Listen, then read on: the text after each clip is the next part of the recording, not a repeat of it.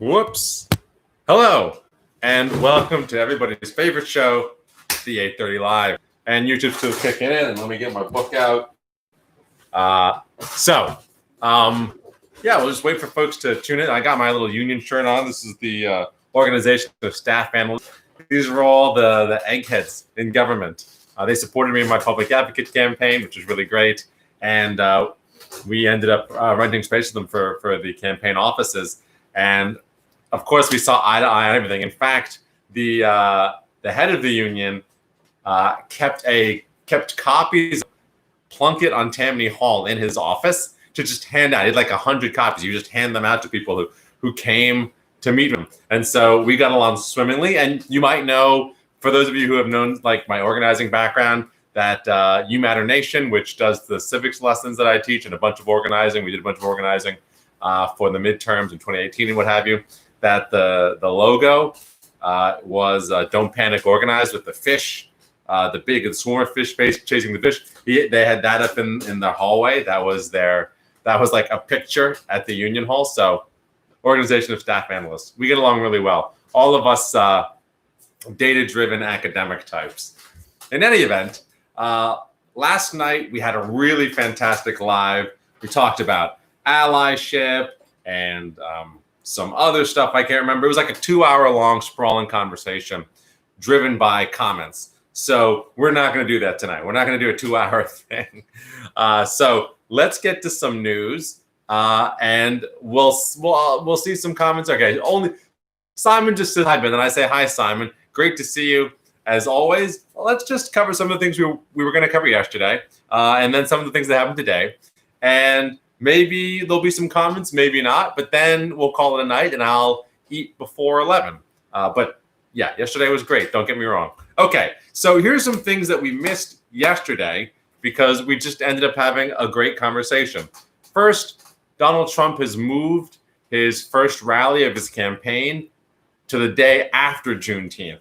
He said it was out of respect for the holiday of Juneteenth, but I think we all know that that it was basically just public outcry about it. And really, he got the message across. He got the message across to his white nationalist followers that he was going to have it on Juneteenth. And then he moved in, and everybody still got the message. So, no harm, no foul for DJT. But for the rest of us, I think we have to stay on our toes and understand that these things don't really happen by accident anymore. Or rather, they never happen by accident. We have to stop thinking that they happen by accident.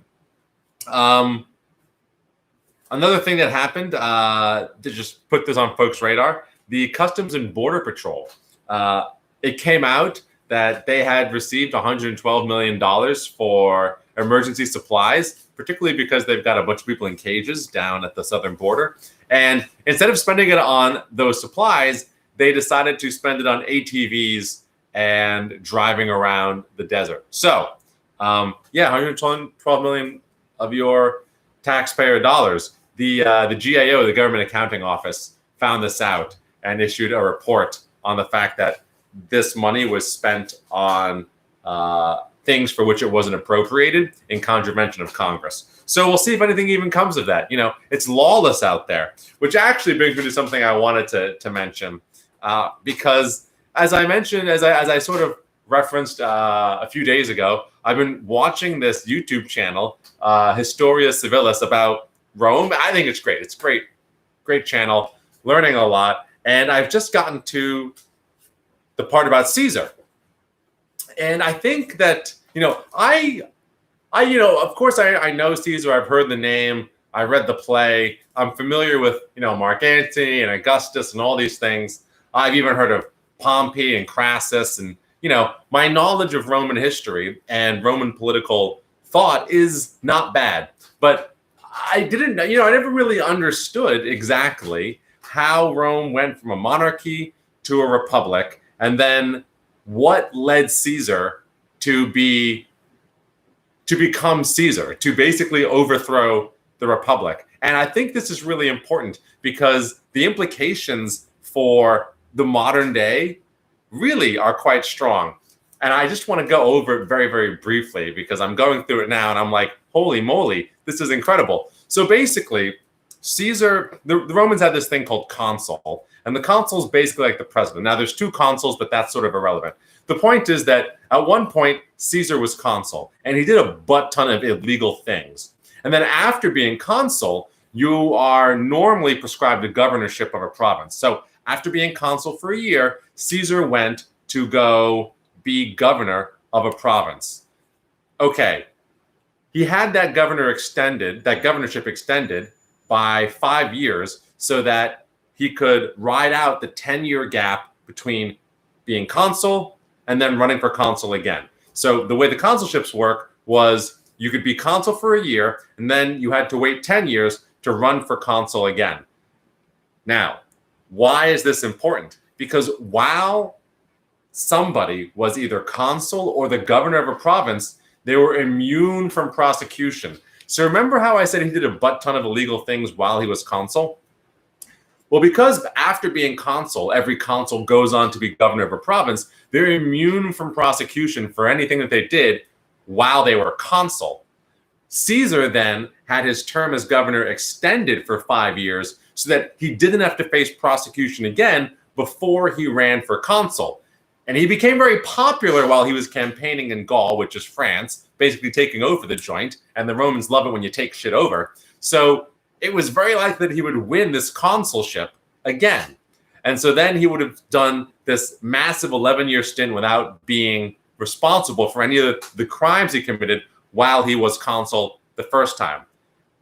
The entire reason that the Republic had to go down was because there was a dispute as to whether or not Caesar's extended governorship ended before he could run for consul or not.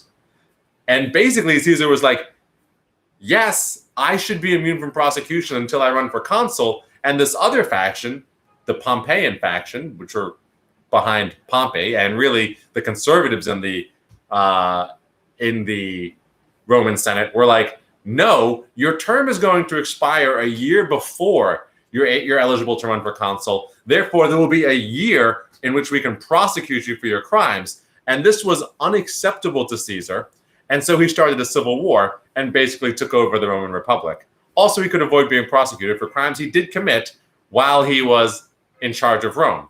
Okay, now why do I even bother to bring this up? Well, we have a tremendous situation right now where we obviously have an awful lot of people who have done things which we might deem illegal, but are effectively immune from prosecution right now.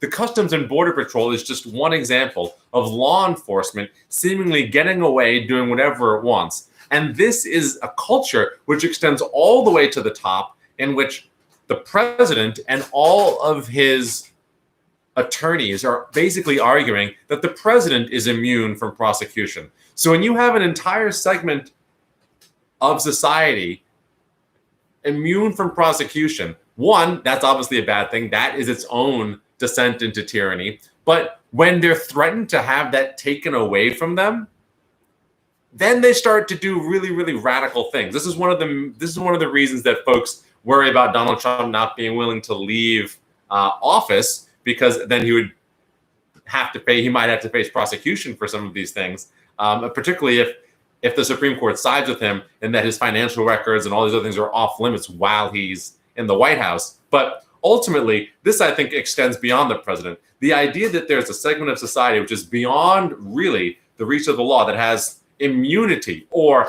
as you might have heard, qualified immunity, and now they're at risk of losing it, it really does create this precarious situation. Which actually aligns up with the last piece of Caesar's overthrow of the Republic, this precarious situation where there are armed factions that are allied in their effort to prevent any accountability. And that was the last piece of Caesar's takeover of Rome, which I find some solace in, that we're not in a situation like this, but Caesar had a large, basically half of Rome's army was loyal personally to Caesar. And so that obviously created a really, really dangerous situation in which somebody who had an incentive to overthrow the entire government to avoid prosecution would bring half of Rome's military power against the Republic and against the Roman people. Now, Donald Trump is obviously not in this situation, or so we believe. Customs and Border Patrol certainly doesn't make up half of the United States armed forces or law enforcement. And there's certainly not any hierarchical structure whereby Donald Trump controls the police or has the personal loyalty of the police in the United States the way that Caesar had the personal loyalty of the legions in Gaul under his command. But, I think it is very, very important for us to understand that it is whenever we extend these ideas of legal immunity that, one, you have the slippery slope to tyranny for the people in power because they can ignore the law. But as they end their term and become vulnerable to prosecution, and this is something that applies equally to functionaries who are unelected, like the police and like other agents of the government who are protected by qualified immunity, and to our elected officials who may be immune from some level of prosecution while they're in office. When you have a situation like that, and people are at risk of then becoming liable for crimes which they've committed, you're going to have an incredibly tense standoff in which they try to avoid that. And again, I don't necessarily think the United States is in a similar position as to where Rome was, but we should just understand that avoiding any situation like that, creating those incentives, is bad. And so that is why nobody should be above the law. And it only occurred to me in having watched having gone through Roman history recently, that one of Rome's major failings that led to the death of the Republic, and mind you, this is not the collapse of the Roman Empire, because the Roman Empire goes on for thousands of years after this and continues to be one of the dominant world powers. The thing that killed the Roman Republic really comes down to the fact that it granted immunity to some segments of its population. And at some point, one of those people who had received that immunity and had done a very good job putting off accountability for things that he had done decided in the end it was better to wage civil war than to go to court. And that was why the Roman Republic fell. Okay, let's see some of these comments here. Pompey sounds like a pompous dude. Pompey was a pompous dude, and people didn't like him, but he was also a brilliant general. Unfortunately, not quite as brilliant as Caesar. Although Caesar wasn't the best general, apparently. Anyway, do you think inherently the Roman Republic was more stable than the Athenian democracy? Yeah, I'm pretty sure it lasted longer. Athenian democracy, was crushed by this. Well, I mean, there were the Peloponnesian Wars, but Athenian democracy was also...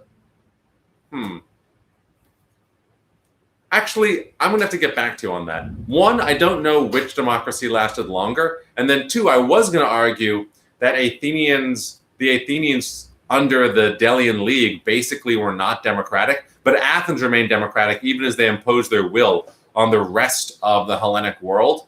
And the same could be said for Rome, in which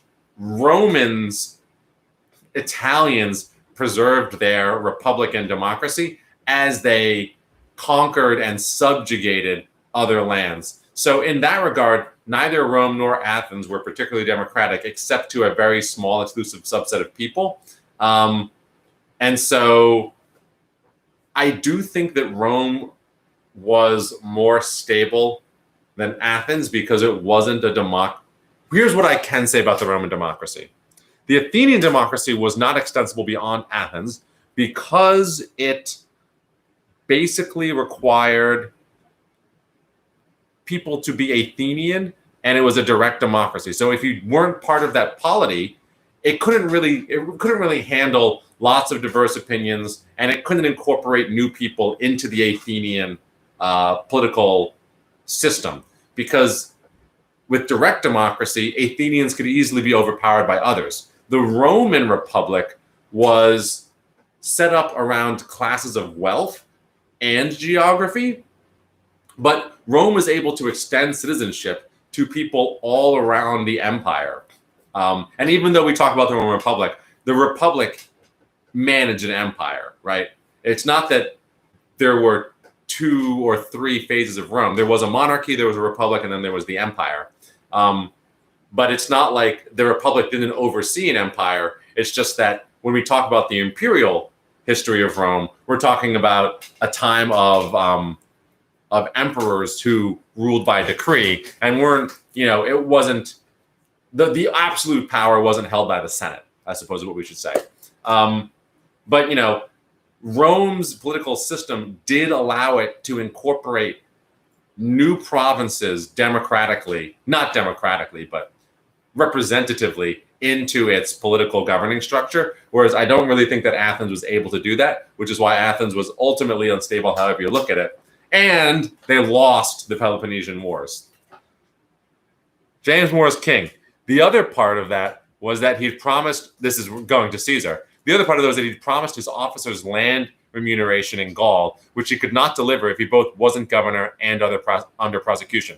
Yes, so a big part of Caesar wanting to be consul was about the fact that he had promised all of his soldiers land. So usually if you serve your time in the Roman military, you are given land when you retire. And Caesar had promised all of his soldiers lots of land in Gaul, which is France. And we spoke about how big France is relative to other countries just the other day. But there's a lot of land there.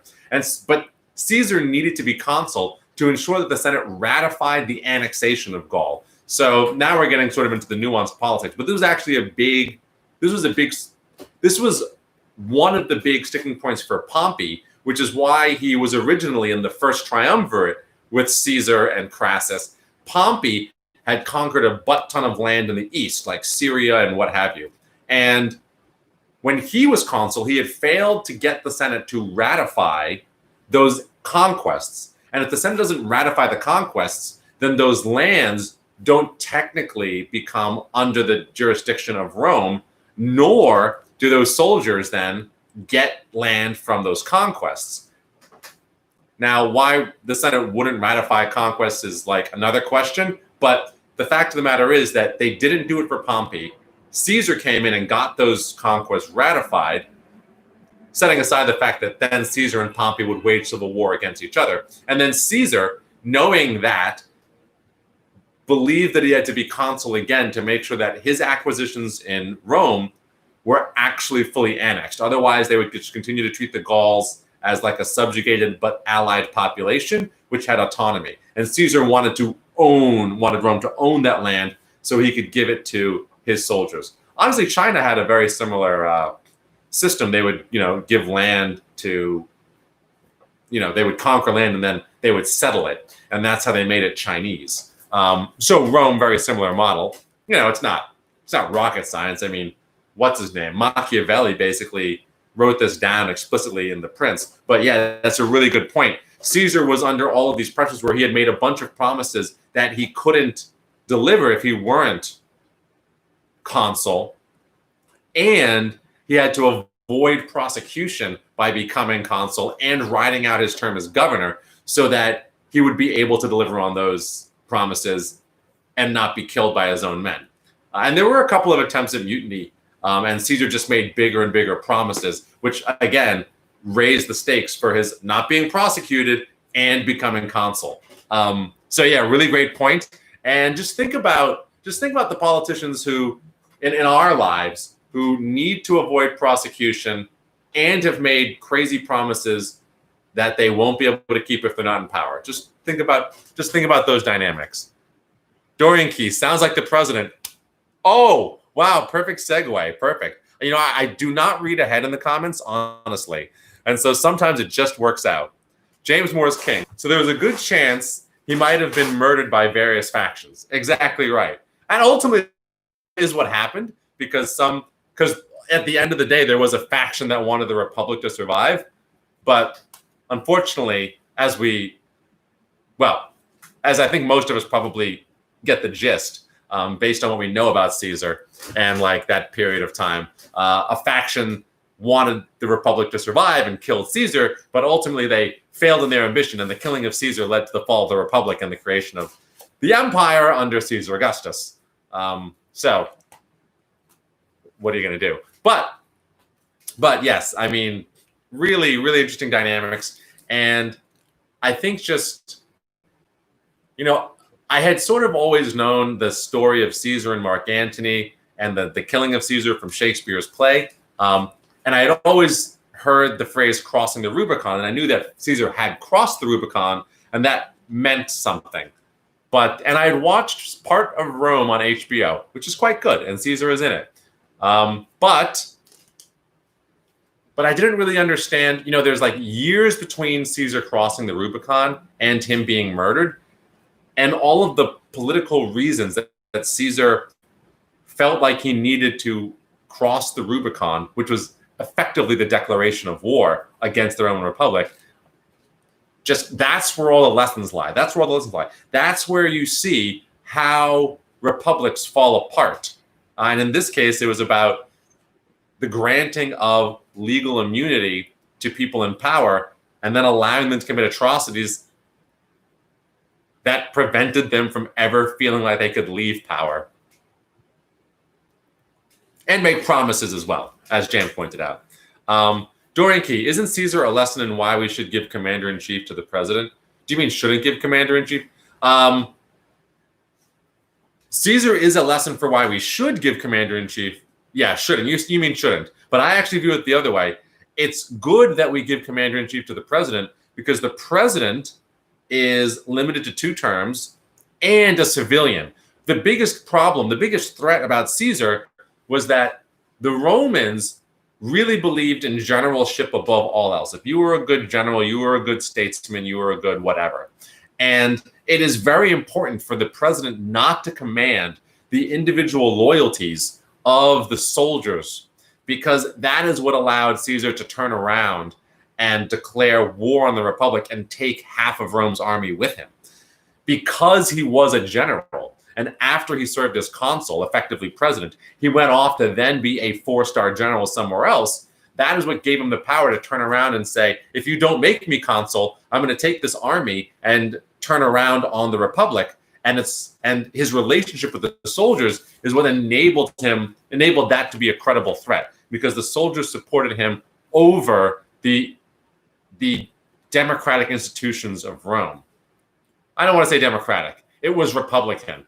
And people talk about America's a republic, not a democracy. America is a democratic republic. And when you learn about the history of Rome, as I just have, you really see why this matters. Because I say this all the time when I talk about politics in my Real Politics 101 workshop. Representation does not mean something is done democratic. Representation only means that things or individuals are represented. Rome was representative, but it wasn't democratic. It was representative of a class structure, and each class had elections within itself for representation. But that's not really democratic because the structure of society isn't represented equally. America's a democratic republic in that we have a democratic system for choosing our representatives. Rome was just a republic in that it had a skewed system of choosing its representatives. Now, one can argue that, America's skewed, this, that, and the other, but ostensibly, anybody can vote. And everybody's representation is equal. 1 person, 1 vote. In Rome, the top 1% of Rome had 10% or 20% of the representation. And then the next 10% had 50% of the representation. And the lower classes had 5% of the representation. So, that's a little way to think about republics versus democratic republics versus democracies. The United States is a democratic republic, and you can have a republic which is not democratic. Now, back to the commander-in-chief point, which is the president being a civilian and generally not coming from the military ranks, Eisenhower being an exception, and not going to the military ranks afterwards is, quite important. Like George Washington, having come right out of the Revolutionary War, if he felt like it, could have just decided to make himself a king. And the troops, the American military, probably would have gone along with it. The United States was very much on a trajectory towards monarchy. There were lots of people in the American legislature who wanted to institute the trappings of monarchy, grand titles, et cetera, for Washington. And Washington, The reason, and we spoke about this yesterday, for all his faults, there is one amazing quality of Washington, which is that the dude did not care about power. He refused every title that the Congress offered him. He just said, "Call me Mr. President," and then they did. And then he abdicated power after 2 terms when everybody wanted him to keep, effectively, everybody wanted him to keep going as president. So, I think that Caesar is a lesson in what happens when the military is fused with control of the government. And it's so important to separate those 2 things. James Morris King, no, it's why you don't allow generals and the president to both give orders and guarantee salaries. And there you have it, right? Dorian Key, do you support prosecuting Trump for crimes after he leaves office? Yes. I mean, if there are crimes which he's committed in the past, while he's in office, why not? Why should somebody not be prosecuted for crimes they were committed? Nixon should have been, but Ford pardoned him to bring the nation together. And I understand the politics of that, but really, we shouldn't have the idea that the president is above the law. And if there are real things, egregious things that the president has done, they should have to face trial for it. Now, it's a little bit different than Rome because you can't be president again, really, which is important. Although I suppose if Donald Trump loses this time, he could run for a second non-consecutive term. That's only happened once in American history, that somebody's won a non-consecutive term of president.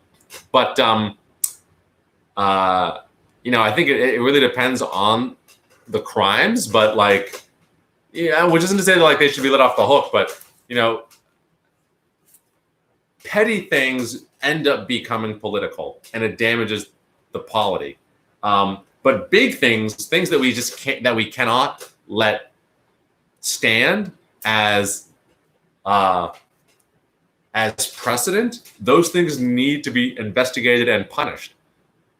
James Morris King, I don't know what ICH means, but they currently don't, I believe he's referring to the fact that generals and presidents don't both give orders and guarantee salaries, which is true. The parallel would be if the president could unilaterally issue bonuses to officers during wartime, right? Which would give him the capacity to breed loyalty amongst the armed forces. Although I guess he is capable of giving out promotions, which is similar. The president should not have immunity. It's ridiculous. Well, I agree. They probably should the thing is, they're supposed to be impeached when they commit crimes or misdemeanors. The problem is this high crimes thing. They should have just said crimes or misdemeanors, because what is it?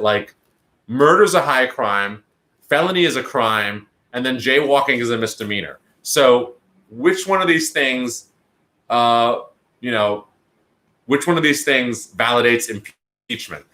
I would just say, though, that I agree with you. The president shouldn't be immune even while they're in the office, but they are somewhat immune while in office. And the safeguard there is supposed to be the Congress impeaching them so they can face prosecution.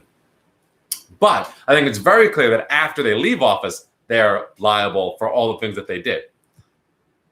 Whether or not the following president decides to acquit them or to pardon them is another matter. James King, the thing that killed the Republic and later killed the empire was the fact that emperors were often deposed by regional governors who basically bought the loyalty of their legions. Yes, and I mean, ultimately, that is what it comes down to. The legions were loyal to Caesar, so he was able to effectuate this civil war against the Republic.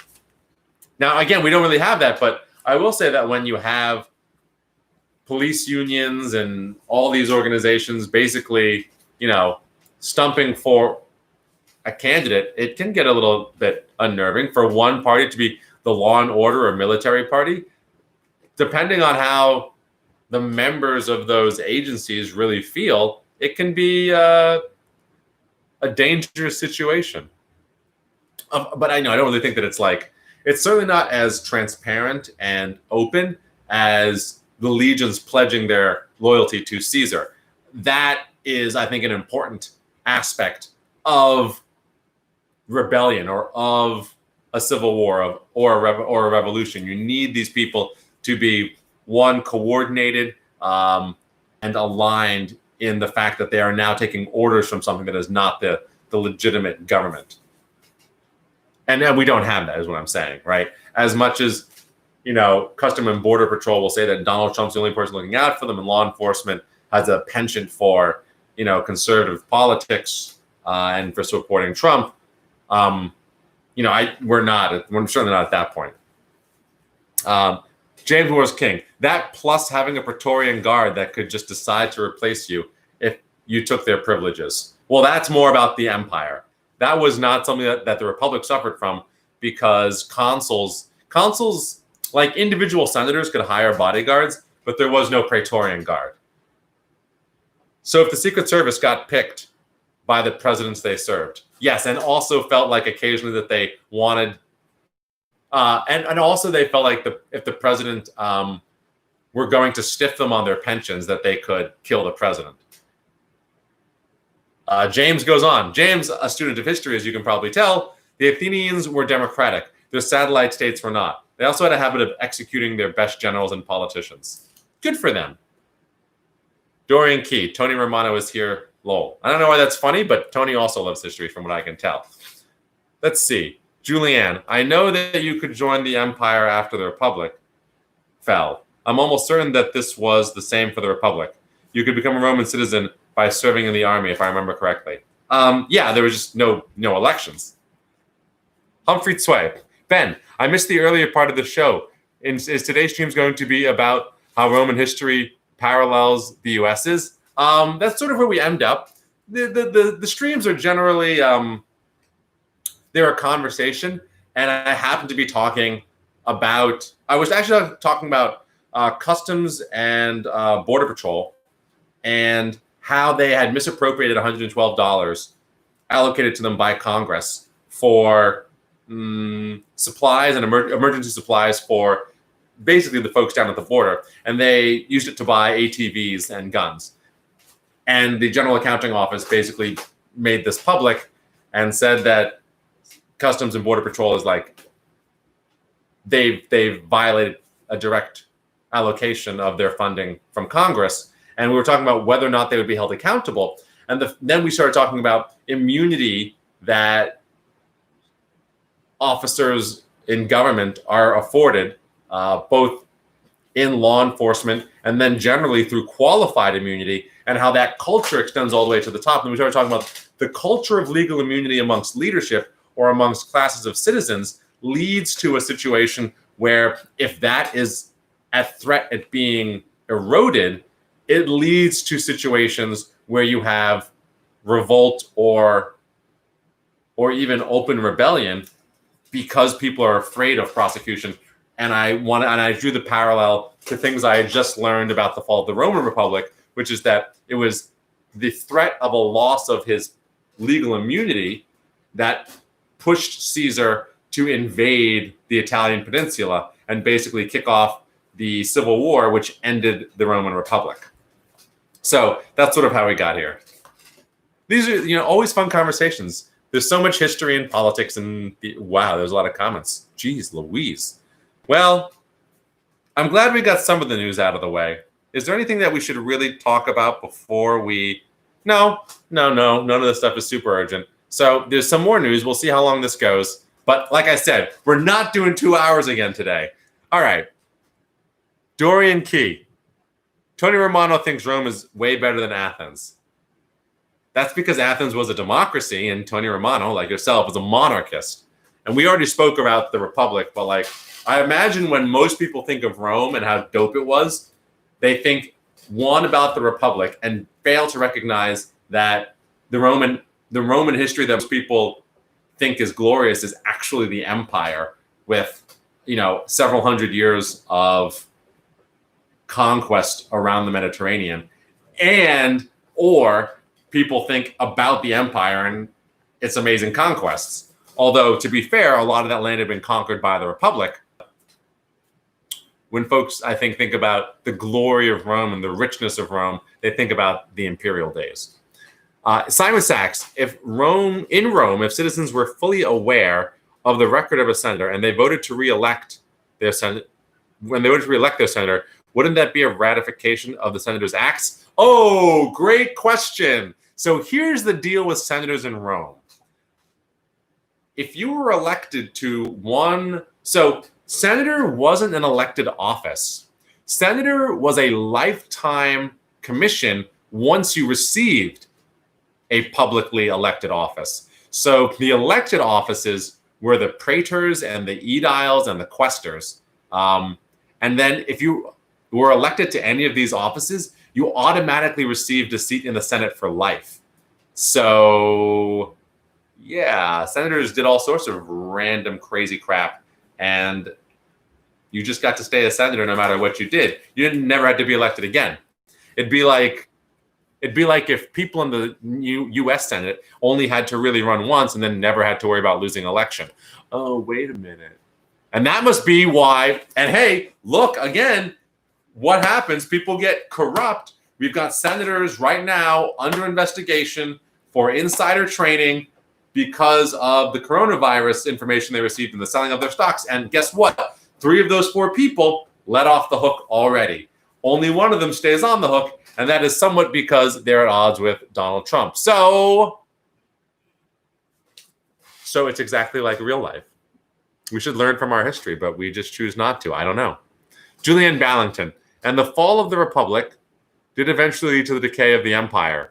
The only decent emperor was Augustus, and then I think maybe about 5 later on. My Roman history is rusty, but I remember there being something about 5 good emperors. Well, I mean, the fall of the Republic didn't lead to the decay of the empire. The fall of the Republic created the empire, and then the empire decayed. Whether or not the Republic would have lasted had they not become an empire is anybody's guess. I would like to think yes, but who the hell knows? Dorian, yeah, the U.S. is in a long, slow decline like the British in the 50s. And do you mean the 1850s?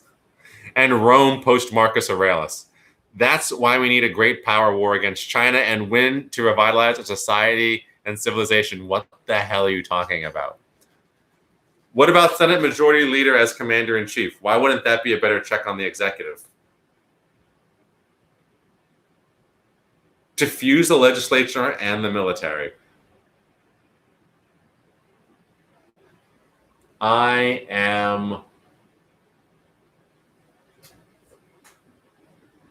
might be able to get on board with that, right? Like, the biggest problem is that the legislature doesn't have an army, except, well, it becomes dicey because the legislature is where all of the partisan fighting happens. And so there's an example. Listen, man, Caesar's a bad dude. One of the things that Caesar did once, well, actually, Pompey did this as well. Okay, so this happens a lot. This happened like a couple of times. But one of the problems when Caesar was consul was that there was a debate on the Senate floor, and then Caesar just had the dude he didn't like arrested. When you give that kind of power to the person who's overseeing the debate, it really starts to change the dynamic of debate. At least the president isn't in the legislature's chambers when they're fighting. That being said, I think we really need to move away from the fact that we really have to move away from the fact that the president can basically declare war without a declaration from the Congress, not as a legal matter, but just sort of like practically. Congress, one of our biggest problems is that Congress is continually ceding its authority to the executive branch. And as the executive becomes more powerful and more emboldened to do things, eventually you get to the point where they're use force to back up their political ambition. And that's a huge problem. And we need to rapidly move away from putting that much authority over the military's deployment into the president's hands, at least in my opinion. Long comment from Tony. Rome followed a general pattern from freedom to tyranny, from republic to empire.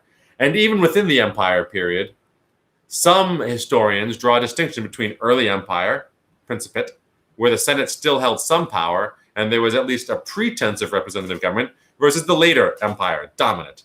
starting with Diocletian, where emperors were more truly absolute and despotic. The catalyst for that transition was Rome's 50-year civil war, aka crisis of the 3rd century.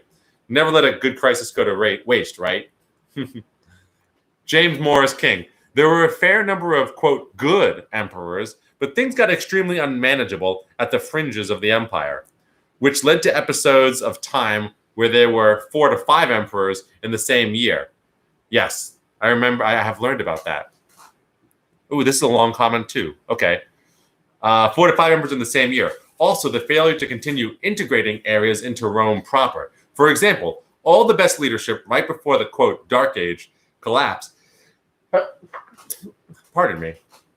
All the best leadership right before the, quote, Dark Age collapse of the Western Empire was coming from places like the Balkans and the German provinces. But successive emperors basically decided that these people couldn't be brought into senior leadership. Many times they were mercenary generals who would hire themselves out to various pretenders. Once they got strong enough, they ultimately decided to start crowning themselves.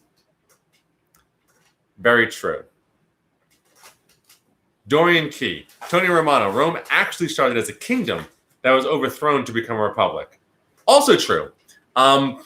And that republic eventually decided that it would cede more and more authority to the plebs, which is the lowest classes, the classes without land, effectively. But that was all undone by Caesar. An amazing guy. Tony Romano. Dorian Key, quite true. Although most historians consider Rome's 7 kings to be semi-legendary, as in they didn't exist. Tony Romano, Grover Cleveland, president number 22 and 24. That's the guy. Grover Cleveland is the only president to have had 2 non-consecutive terms in the office. Dorian Key. Mitt Romney might run again and win after Biden, but he has never held the presidency before, so that doesn't really count. Julianne Ballington replying to James King. I vaguely remember this, but I do remember that after Augustus, things rapidly deteriorated, but they did allow people to become citizens, if I am correct. I think there may have been different policies at different times. Dorian Key. I wonder how Rome would have... all these Seymours. I wish they would just give me the comment.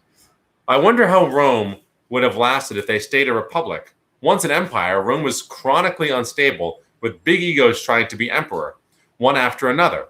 There was rarely a stable line of emperors, and it would erupt into massive civil war on many occasions. Yeah, so totally true. I mean, the history of Rome just, well, now we've sort of left the part that is really indicative or full of lessons for the United States, which is the collapse of the republic.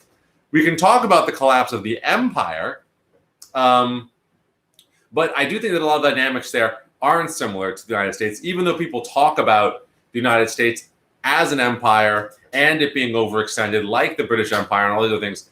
But I do think that, like, you know, I don't personally believe that the United States is very much like the Roman Empire, although, you know, it certainly suffers from overextension and arguably the superficiality and distraction and entertainment. But Rome was overrun by many, many things, including multiple civil wars, and I don't really see that. So the idea that there were 4 kings in a single year, or 4 emperors in a single year, which was all basically just generals standing up and being... Basically, Rome was overcome by warlordism periodically, and that led to massive instability. That is not, you know, that's not something that the United States experiences. We have like political fiefdoms, maybe you could argue, because of the hyperpolarization, but it doesn't happen through war, so commerce continues, and the United States can continue to generate economic activity. Actually, this pandemic might be a real problem if you think about the fact that one of Rome's biggest issues was it couldn't keep stability going for economic success. And most of its wealth came from then conquest of other territories, which led to the amassing of wealth and power by generals, which led to warlordism. Well, the United States doesn't have that. But if our economy stalls, what shall happen, friends? Julianne, I feel like this is a common refrain in most of history, especially in monarchies and empires. Those who control the court and have access to the ruler will kill said ruler if they do not like how the state is being run. Yeah, no capacity to vote them out, so you got to do something. James More king. Every problem in the Republic that existed before Caesar would have existed after him. So it's not obvious to me that it was any more stable than the empire was. Well, there were the problems that led to Caesar, certainly, which then led to the fall of the Republic.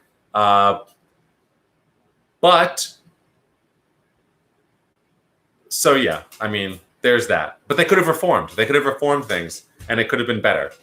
Just like the United States had many opportunities to fall into tyranny, and instead it just continued to extend the franchise as a solution, as opposed to imposing, instead of decreasing the number of people who could hold power and decreasing the democracy, we increased the franchise at each successive step in United States history, which I guess is something we should really, applaud ourselves for, because we could have gone the other way, right? A response to, oh, this system is corrupt, can easily devolve to strongman rule. And it does many, many times.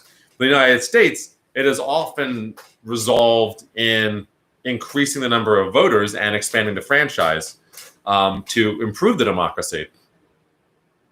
Tony Romano, because Doinky and I are monarchists, laughing so hard right now.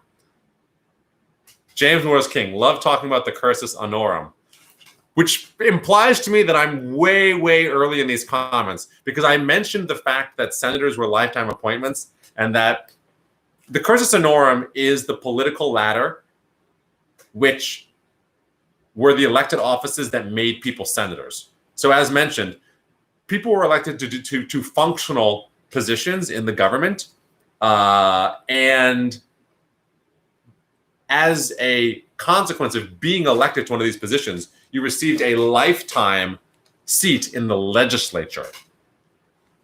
And I mentioned this like a while ago. So James getting to a comment about the cursus honorum now makes me think that there's a lot of, yeah. All right, well, let's do it, and then we'll call it a night, and then we'll do some more news tomorrow. But this is what I get for talking about Rome on a Sunday, And I shouldn't be surprised. My friends are political science and history buffs, so this makes perfect sense. But it's interesting, right? People send me a like if you like it, and share if you think it's interesting stuff and people would benefit from it. Now, where the deuce was I? There. Okay. Julianne Bounty, listen to History Unplugged. It's a podcast. There is a mini-series about insane rulers. They cover Caligula, but interestingly enough, don't cover Nero. Personally, I'm not a podcast fan. I like the visuals. One of the things that I like about the YouTube channel I watch is they go through the major battles, and they're all animated, which is fun for me. Tactics and such. I mean, to really appreciate why Julius Caesar was the death of the Republic, you have to see how the man fought. He's pretty good. Julianne replying to James, you seem to have a lot of knowledge. You should be leading this, lol. Thanks. James, I could talk about history all day. There are 10,000 reasons not to fuse those roles, because the legislature is the part of government that can declare war. Now he's responding to Dorian's comment about making the commander-in-chief the leader of the Senate. And so there you have it, James, and sort of backing up the point I made, which is that you don't want the same branch of government declaring war as the one that prosecutes, ideally. James King is also the part that funds war. So giving the majority leader the power to direct the military itself is a total opposite of the goal of separation of powers. To which Dorian replies, the senator can lose majority leadership at any time, so his peer are a check on the majority leader. Tony Romano, the 5 good emperors, Nerva, Trajan, Hadrian, Antonius plus, that's a name? All right, Antonius plus, and Marcus Aurelius were so called by later historians because they presided over a period of great peace and prosperity. and more or less embody the classic Stoic philosophy idealized by the ancients. They are regarded as the archetypal enlightened philosopher kings. James Morris King, speaking of kings, creating a mini executive in the Senate would have a bunch of other weird effects. For example, it would supercharge the knife fighting over speakerships and other Senate leadership roles. I think that's probably a reasonable interpretation as well. Plus, then the amount of money that the Senate would allot to itself. Yeah, I do think that it really mixes up. It really mixes up the separation of powers. Then the Senate becomes the main executive entity, because the military is really the main defense, is the main prerogative of the federal government. Now it does a lot of other things and has taken over a lot of other things in its history, but the military is like the main thing. It's the biggest expenditure, and taking that out of the president's purview and giving it to the Senate would really change the structure and focus, I think, of the legislature to one of being focused on the military, which I think would be bad. Ultimately, you don't want a legislature obsessed with war, which is effectively what Rome was. Dorian, in the Athenian democracy, generals are actually elected just like some judgeships today in our country. I think that could be a good thing to check the president. No. The Athenian generals were trash because they were elected.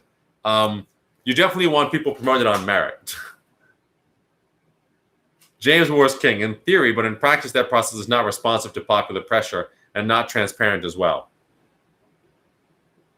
He's replying to himself, so I don't know what he's replying to. Julian Ballington, replying to James. But there were emperors like Nero and Caligula. Do you not think that hereditary succession led to terrible leaders, which in turn exacerbated the issue? I don't think these issues would have been as bad under the Republic. What James is saying is that the Republic fell. So, like, you can say whatever you want about how bad the crazy emperors were, but they got to be emperors for a reason, and that's because the Republic was a failure. And without correcting those failures, can the Republic survive? Like, what is the counterfactual in which the Republic survives? Caesar doesn't exist, so it's somebody else, right? You always have the same problem that gives rise to Caesar.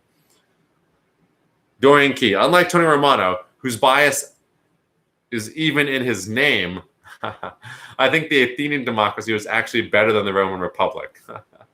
Just make sure you do the Magna Carta tonight, says Dorian. Okay, says Ben.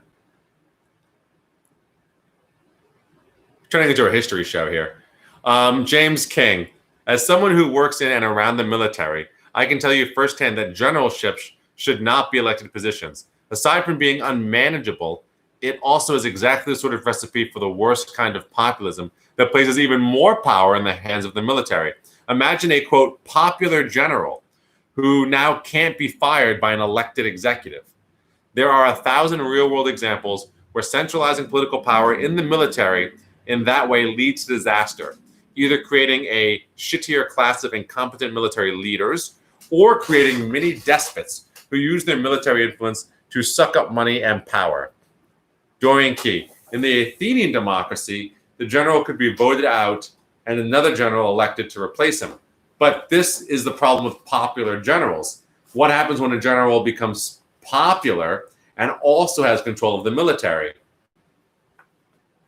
Very difficult. Is able to issue direct orders, different from the commander-in-chief role.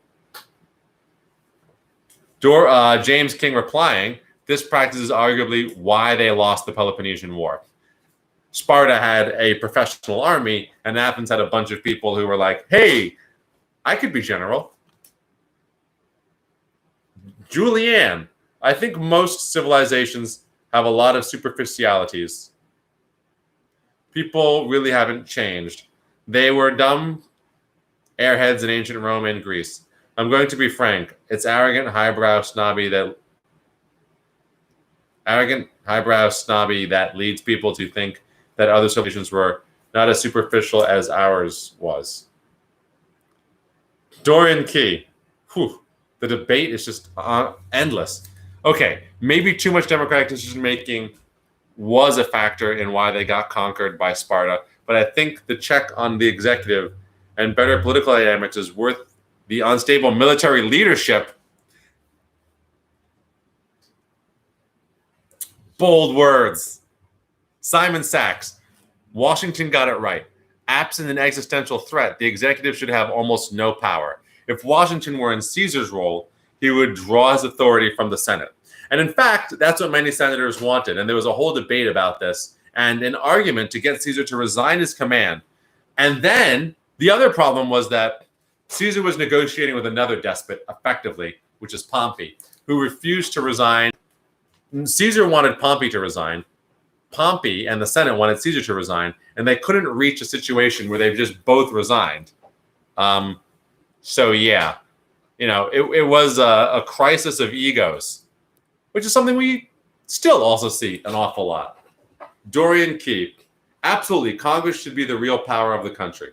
Julianne, this is the same type of people who don't understand how lowbrow Shakespeare really was. You can also look at the theater history of Greece and Rome. There is the play Lysistrata, yes, and other works by Aristophanes. Lysistrata is very, very, quote, lowbrow. Interestingly enough, parts of comedic tropes come from ancient Rome. The annoying mother-in-law has its basis in Roman theater, and also annoying mother-in-laws. Have you ever had a mother-in-law? Well, I haven't either, but I hear they're annoying as shit. Anywho, we're at 56 minutes now. There are a few more things that I wanted to cover in the news, but we'll just do it tomorrow, although that's what I said yesterday. But we did cover the things from yesterday today, and these are not, let's freaking do it. Let's do it tomorrow. I'm going to do the Magna Carta for Tony. We'll call it Sunday History Day, and next Sunday maybe we'll do another history thing. And yesterday was not about history. Yesterday was really about modern organizing theory. So I think that was an important conversation to have, and I think folks got a lot out of it. So no regrets there. But let's do the Magna Carta today, call it Sunday History Day, and then tomorrow we'll get back to our punchy news program. Tony Romano, one undeniable connection, for better or worse, between the U.S. and Rome is that, as maybe we've already covered, America's founders/framers looked to Republican Rome as the inspiration for representative democracy here, as opposed to European monarchy that arose from medieval Christendom. Also, it was a typo. Antonius Pius. Yes, okay, there we go. Antonius Pius. And yes, the founders of the United States definitely looked to Rome and Athens as their model for government, as those had been the only two really successful republics in Western history. Both of them failed. But we can still keep America going if we work really hard. Simon Sachs. Thanks, Ben. You're welcome, Simon. Although I will say that, the founders also looked to Parliament as a model for their democracy, which we're about to cover right now. But Parliament was where they got the idea of no taxation without representation. And it was furthermore where they got the idea for English law. So, it's a big old fusion, and maybe that's why the United States works out so well. In any event, let's hear some more about the Magna Carta and that no taxation without representation, and Parliament and English law. Okay, we are now up to Section 18. Yes, we're now up to Section 18. No, 19. Sorry, we're now up to Section 19. Let's begin. If any assize cannot be taken on the day of the county court, as many knights and freeholders shall afterwards remain behind, for those who have attended the court, as will suffice for the administration of justice, having regard to the volume of business to be done. I'm sorry, I just butchered that. Let me try it again, and let me just look up this word because it seems like it's going to be important, and I don't even know if I'm saying it right. I do too much French because I know English pretty well, and I don't know this word, but let's just look it up. Dictionary, assize. Yeah, but assize is not the word. Anyway, oh, snap, it is the word. Assizes. Maybe it's assizes. It doesn't have the, oh, it is assize. Assize. What's an I with a long line over it? I think it's assize. Okay. A court which formerly sat at intervals in each county of England and Wales to administer the civil and criminal law. So it is just the name for the court. Okay, great. If any assizes cannot be taken on the day of the county court, as many knights and freeholders shall afterwards remain behind, of those who have attended the court, as will suffice for the administration of justice, having regard to the volume of business to be done. Okay. So basically, if you can't get all your court work done, we're going to leave behind knights and freeholders to continue doing it. Great. That's easy, assuming I read that right, which I have no confidence in. Again, I really do know English quite well. But this is crazy stuff, man. Anyway, so it looks like what they're talking about is if any courts cannot be taken on the day of the county court. I can look up that definition again. Yeah, they're periodic courts. So, all right.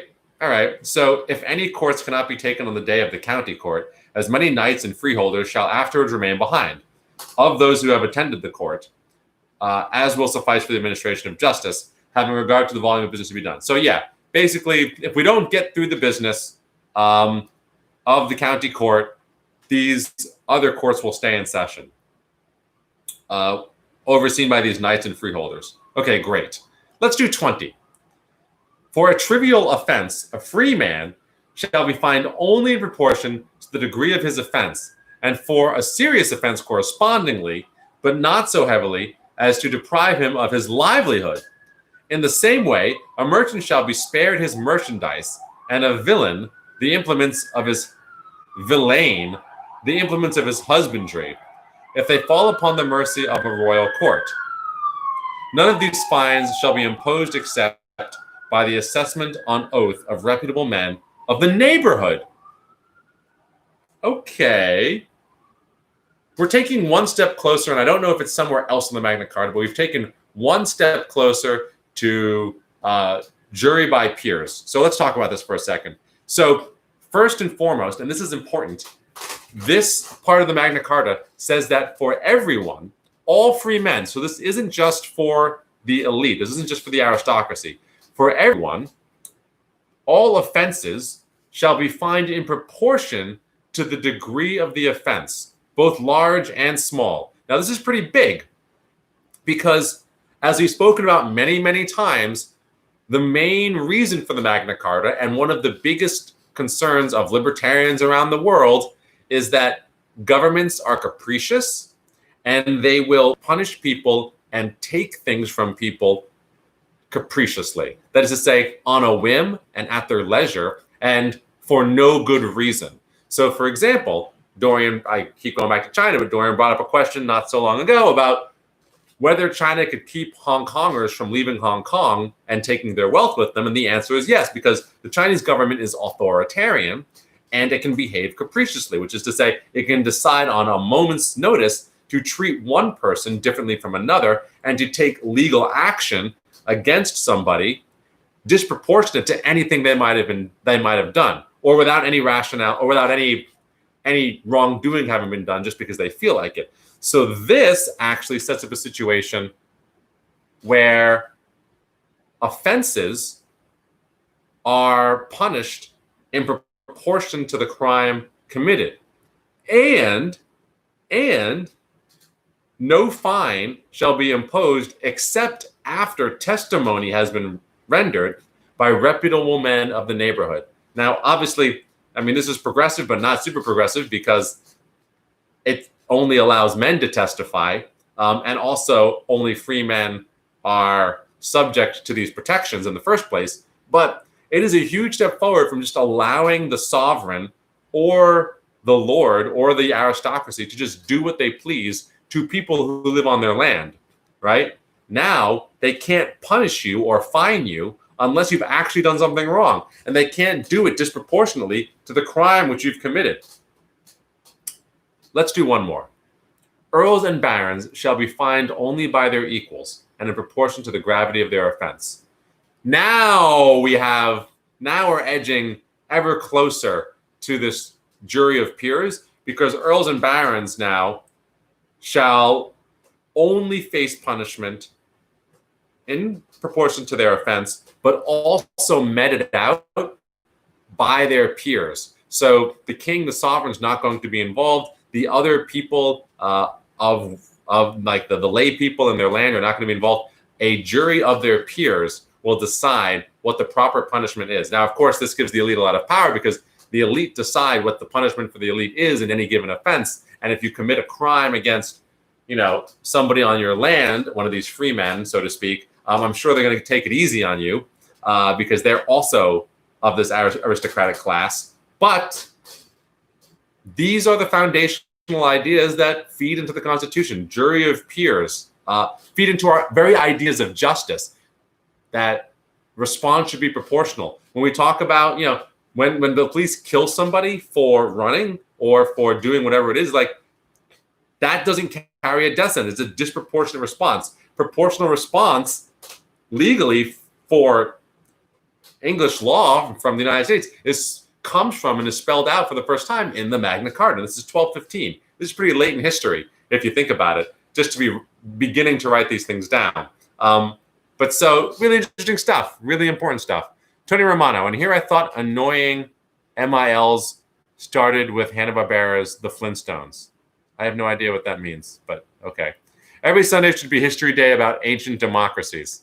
Julianne replied to Tony Romano, totally annoying request, but do you and James Morris King have any books you would suggest on the topics? That's a long, I sound, it's, what? That's a long, I sound, it says its name. Please rephrase. James Morris King does have book ideas for all of you, though. So I have 2% left on my battery. We're going to wrap that.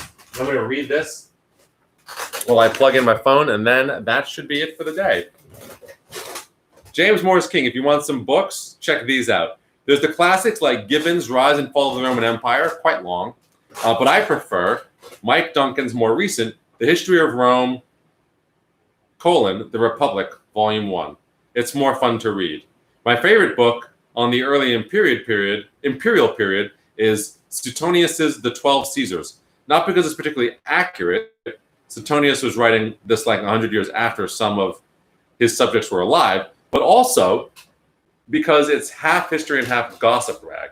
Some parts literally read like a TMZ article, detailing who is sleeping with which senator's wife, who is disliked by which people in Rome, etc. Dorian Key. I have that book. And so, with that, one more. Deirdre Levy replying to Tony Romano, and then more stuff. All right. James Morris King. Sounds like the gossip part still lives on today. Oh, so it does. And Julianne says, a line over a vowel indicates it says its name. Oh. Assizes, then. Not assizes. So assizes. All right. Thank you. All right, then. Well, with that, I wish you all a very good night, and I'll see you all tomorrow for probably more news type stuff at 8:30. Later.